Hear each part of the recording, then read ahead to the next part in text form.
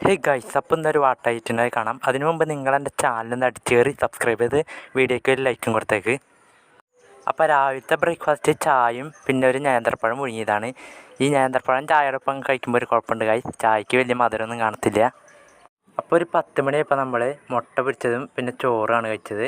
വലിയ സ്പെഷ്യലൊന്നുമില്ല ഗൈസ്, സാധാരണ ഫുഡുകളാണ്. അപ്പോൾ നമ്മൾ അത് കഴിച്ച്. ഈ മുട്ട അപ്പം ഉണ്ടാക്കാനാണ് നല്ലത്. എനിക്കിഷ്ടം ഈ മുട്ട കൊത്തി പൊരിച്ചാണ്, നല്ല മസാലയൊക്കെ ഇട്ട് നല്ല ടേസ്റ്റാണ് ഇങ്ങനെ കഴിക്കാൻ.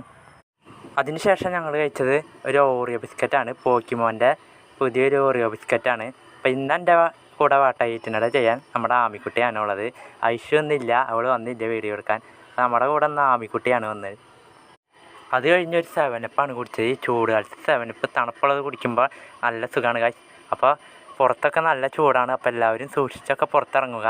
നിങ്ങളുടെ അവിടെ ചൂട് കൂടുതലുണ്ടെങ്കിൽ ജസ്റ്റ് ഒന്ന് കമൻറ്റ് ചെയ്യാൻ മറക്കല്ലേ. അത് കഴിഞ്ഞ് ഉച്ചയ്ക്ക് നമുക്കൊരു സ്പെഷ്യൽ ഫുഡായിരുന്നു, ചിക്കനും പിന്നെ സർലാസായിരുന്നു ഉച്ചയ്ക്ക്. അപ്പോൾ ഈ ചിക്കനും സർലാസും മീനും സർലാസും അങ്ങനത്തെ കോമ്പിനേഷൻ ഇല്ലാത്ത ഫുഡുകളാണ് എനിക്ക് ഭയങ്കര ഇഷ്ടം. അപ്പോൾ ഈ ചിക്കൻ്റെ കൂടെ പപ്പടം കൂടെ ഉണ്ടെങ്കിൽ അടിപൊളിയായിരുന്നു ഗൈസ്. ചിക്കൻ്റെ കാലൊക്കെ കടിച്ച് വലിച്ച് അങ്ങനെ കഴിക്കണം ചിക്കൻ കഴിക്കുകയാണെങ്കിൽ.